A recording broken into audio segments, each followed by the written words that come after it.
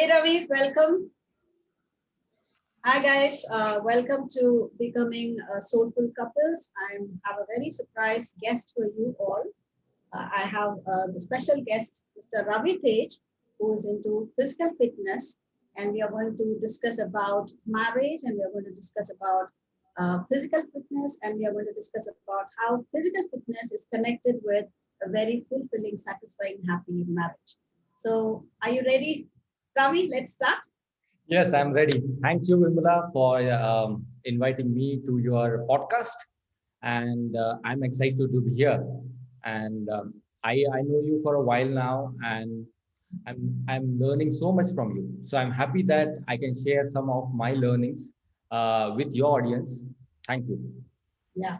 So, Ravi, my first question will be: we'll go back to your grandparents. And did you ever hear stories about how your grandmother met your grandfather, and how was their marriage? Okay, interesting question. Nobody asked me this. But if I start recollecting about it, it was an arranged marriage.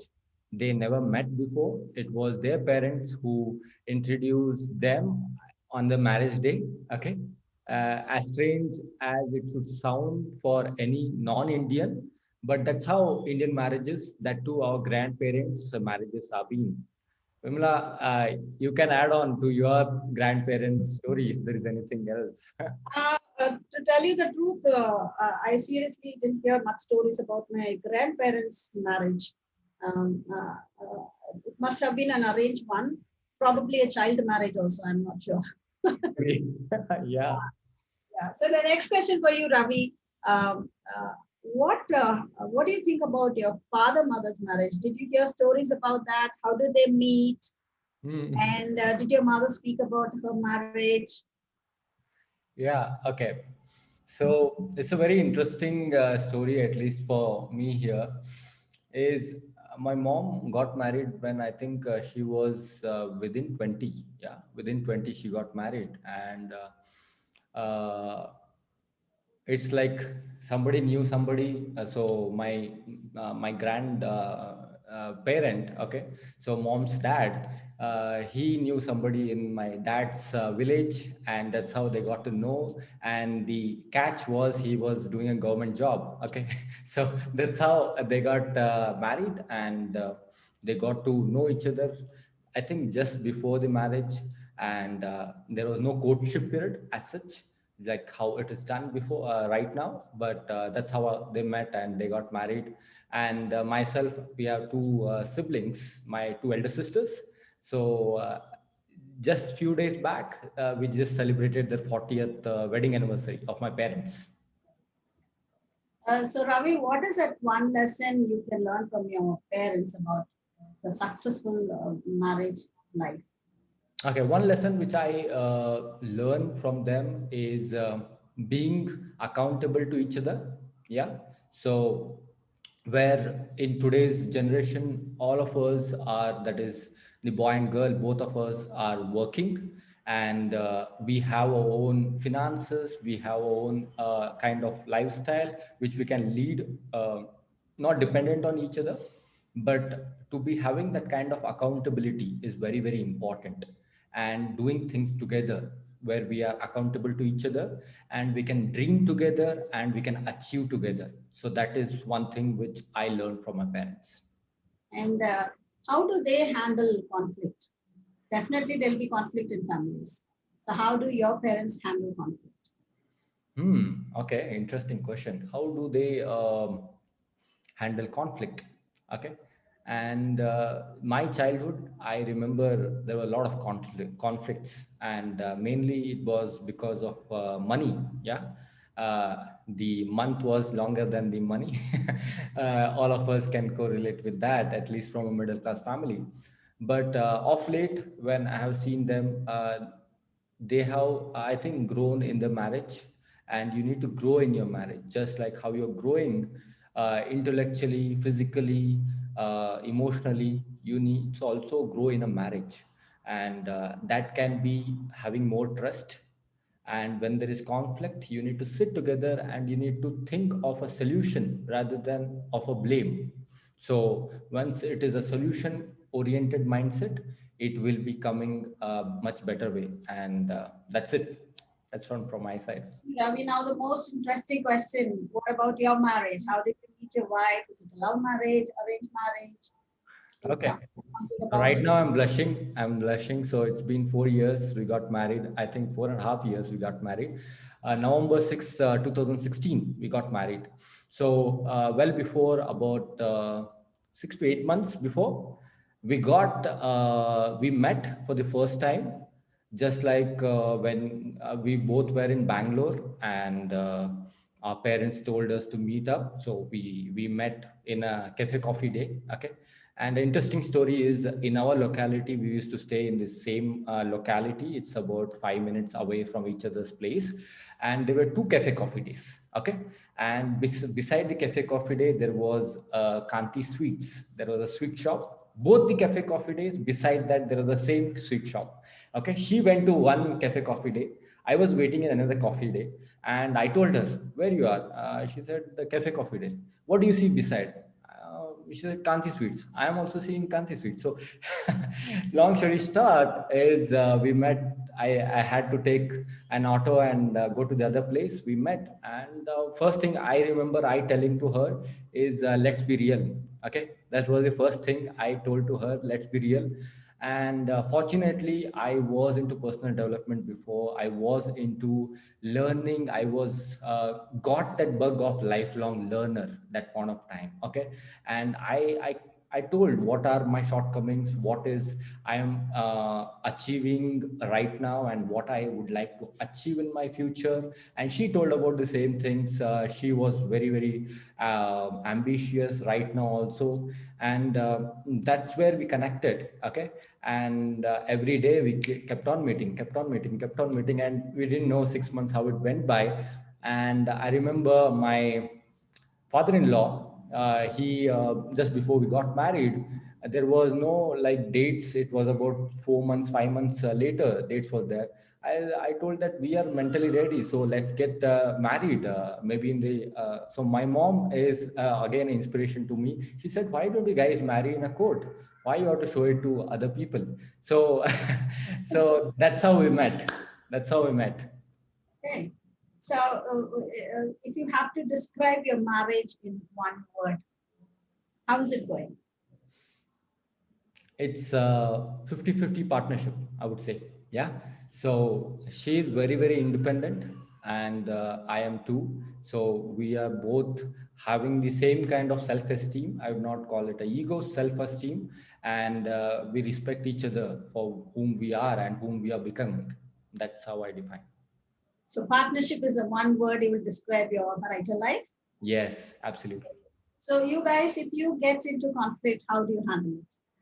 Okay, so it's been many conflicts. Later, I'm telling this. Okay, out of some maturity, but we get angry. It's not like okay, we never get angry. We don't yell at each other. We yell at each other, but we know that what intent it is coming from. Okay, from the other person. What intent that maybe. Uh, Whatever is the issue, where it is arising from, and if the other person is saying something about it, it's the intent what matters. It's not the issue, it's the intent. Once there is a clear intent, we resolve it at the end of the day. Yeah. One more very important question, according to me. You guys are not having kids, Hmm. but if you have kids, and what lesson they will take from you, marriage lesson they will take from you to their next generation. What do you want them to take? Well, it is Okay. not one Right now we've been only married for 4.5 years. But if I say that if they need to learn something from us, I think it would be respecting each other. Okay. So that's something I think where a lot of issues, major issues comes, and it doesn't surface that way. Where I see a lot of my friends, marriage, great, stick on for 2 3 years. After that, the respect, if it goes away, the marriage is not the same. Okay, so I want to pass it on that respect for each other. Okay, Mutual so respect. Yeah. yes, mutual respect. Perfect. Mutual respect, and that too when two people are working, when they can be very, very independent, there are 99% chances of losing respect for each other. So I completely agree with you. Now I want you to take over and talk about, Ravi, what are you doing, and what is your latest achievements, and what are you up to? Okay, thank you, Vimala, for asking that. So, guys, if you're right now hearing to me, my name is Ravitej. I'm a certified fitness trainer, and I've been with the ups and downs. Yeah, so I was 96 kg, 96.3 kgs of weight at 6 feet height, with 39% body fat. I have seen there where it's a bad days after 6 o'clock. I used to feel so energyless that I will tell you, if you are going on a scooter, you will never feel, if you're driving that scooter, okay, if you're driving a bike, you will never feel sleepy. I used to feel sleepy. Okay. So that much I was tired. And that's where I decided to transform myself. From there, I started studying about it. I transforming myself.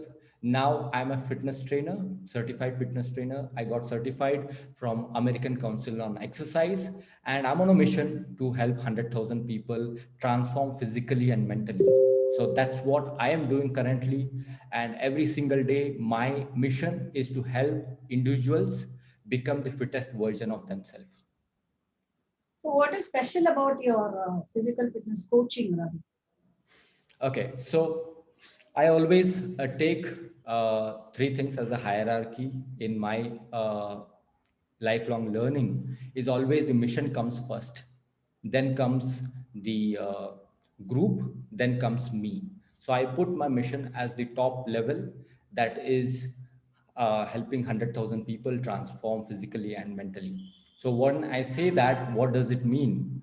Is each of us right now, if you take any individual who is about to get married or who is just recently got married, each one of them have a certain desire, okay, certain desire to be at the best physical fitness level. Okay, when I say fitness, it is not about only physical fitness which I'm talking about, it's also about your mental fitness. Okay, that will help any individual to give the 100% in their marriage, in any relationship. If that doesn't happen, then they will suffer in many ways. Okay, it is not just emotionally, it can also be in a physical relationship, it can also be in terms of they are not able to express themselves in the right way. Yeah, so my clients are in the age group of 25 to 40 years, where all the issues because of the sedentary lifestyle, which is there currently, the issues start happening. That might be your low back pain, that might be increase your body fat percentage, that may not be, that may be because of all the wrong or the bad food choices, which has been happening day in and day out, all the fast foods. Yeah, so we are shifting away from our basis. Our basis has always been is wake up early morning, do the all the work. Yeah, so that is all gone. All of us, we are going against our biological clock. People are staying away till 2 o'clock in the night, and they're waking up 10 o'clock in the morning. Everything is haphazard today. And that lifestyle, which is we are trying to inculcate or copy from somebody, that is not working out well for us. So let us be authentic in the way which we can. And so my intent is I can inspire them in a way that they are excited to everyday workout for that short 20 to 30 minutes. Okay, and they mentally become so strong that they are not just dependent on their willpower. Willpower is limited. There has been a research which was done where there is a group of people who were uh, given a given a task to quit sugar as well as quit smoking at the same time. So guess what happened? They didn't do any both of them. Okay, so it is like your willpower is very short, it's very less. So what you need to do is you need to work on only one thing at a time. Perfect it. So my community, I help them to perfect one thing. If they are working with me, they will work the first month in becoming consistent in their workout. Second month, they'll work with me to become consistent in their nutrition. Third month, they will become consistent in their mindset. Their mindset will become super strong. So this 90 days of time frame, they become physically fit. They'll transform, obviously, and they will develop a lifestyle where they know what is healthy eating. It's not they're starving for them. It's about making the right choices and have a self control. Third one is mindset, where they know that where they were heading. Okay. So the clarity precedes mastery, I would call it. So if you have clarity, you will become master at it. That's it. That's answer to your question, Vimla.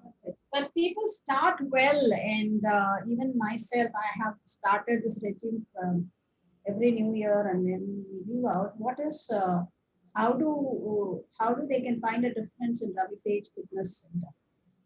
Okay, great. So the fundamental issue in any habit development, it's not only about fitness, it's about any habit development, it's about being consistent. And for being consistent, you need to first understand your why. Okay. So the why would be like, okay, I need to become fit, but why? Okay. Maybe I need to look good, but why? So you need to ask five whys. I, in my community, I don't just go on a face value. Somebody says that, okay, I need to reduce 10 kgs. I'll ask them why, why, why. At the end, what will come after five whys is the real reason, because they are not knowing that, and you need to ask yourself that five whys, and with that you get to know your real issue, real problem, what you want to overcome. That may not be about your weight, that may be about uh, maybe seeing that smile on your spouse. Yeah, that might be you overcoming that mental block, where you see that you're not able to perform well at your work.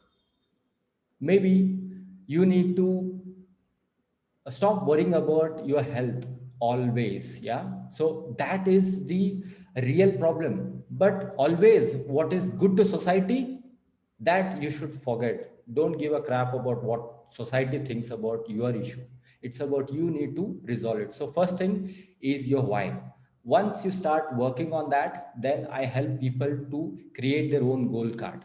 Okay, because that will remind them every single day about what are they looking, because there are so many shiny objects in the world. We always try to do this also, that also, but once there is a goal card, once there is a definiteness what they are looking forward, then they will every single day they have to read that goal card.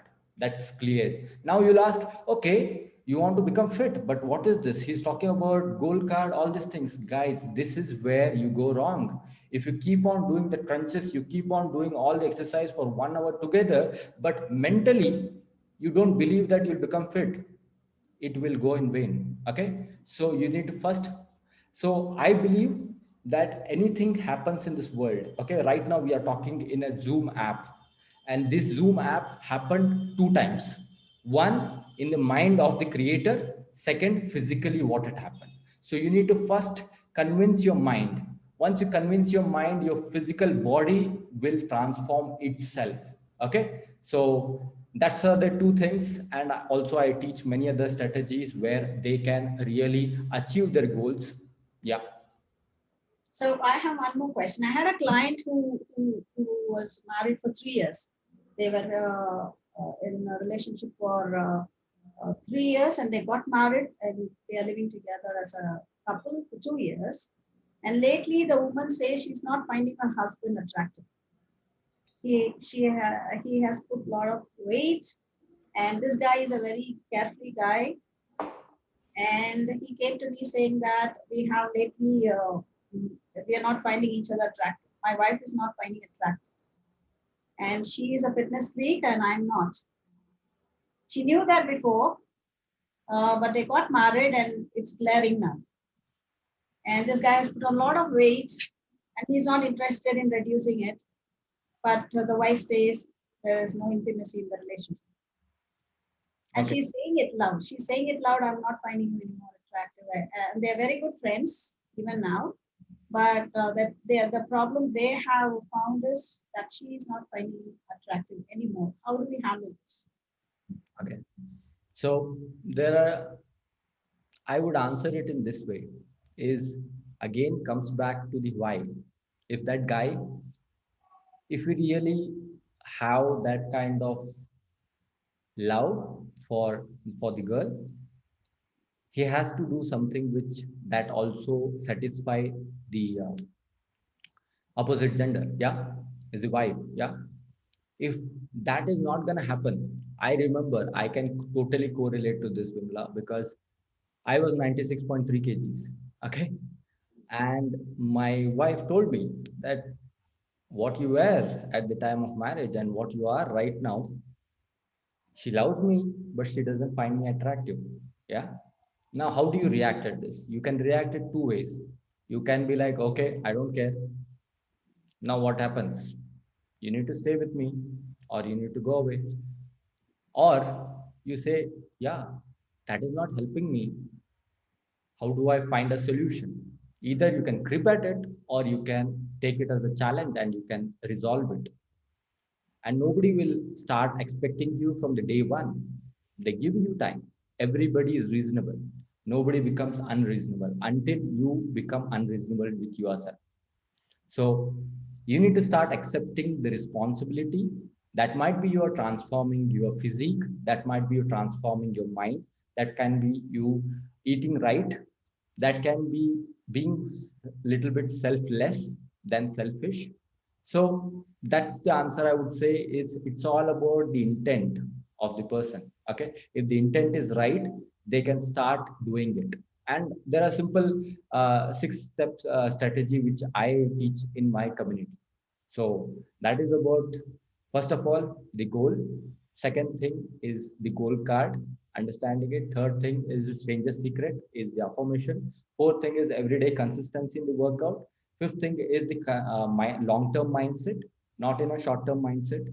And the sixth thing is the longevity, where they age gracefully. Okay, so that's a long-term perspective. I see that each one of us, we want to age in a much better way, where we love every single day waking up and attacking the day rather than day attacking us. You attack the day and you beat it up. Yes. So in the modern marriage, physical fitness is going to be one of the language. Yes, it It's is. an expression of love. Yes, It's going to be absolutely. one of the major expectation from the spouses. So Perfect. there are six love languages. You might have read about the book, the 6 love languages, and this physical attraction or the physical relationship, that is sex, that is you being attractive to the opposite gender, is important, and that's one of the parameters. It's not everything, but it's important, and we cannot shy away from that. It's not a taboo anymore. If you are still in that taboo about, okay, he's talking about sex, okay, I'll stop listening. Forget it. Okay, you need to accept it. Once you start accepting it, once you start working on it, you'll become better at it. Yes. Perfect. Lately, there is one challenge with all the couples. We are addressing all the singles to have a very peaceful marriage. One challenge in the modern marriage is people are unable to conceive. Ladies are unable to conceive because of the food habit or whatever. What is your advice, Ravi? Okay, so the ladies, as of now, is I heard it from my mentor, and I totally agree with this. So to conceive, your mind, body, everything has to be in a state of equilibrium. What do I mean is it should be relaxed state. Okay. And today's lifestyle, where issues like PCOD, PCOS, that has become very common, and people take it as, okay, I have it. So what? I'll not change anything. And maybe I will conceive because of, okay, because of IVF or because of taking any treatment. That is not the way, and that should be the last thing which you should think about.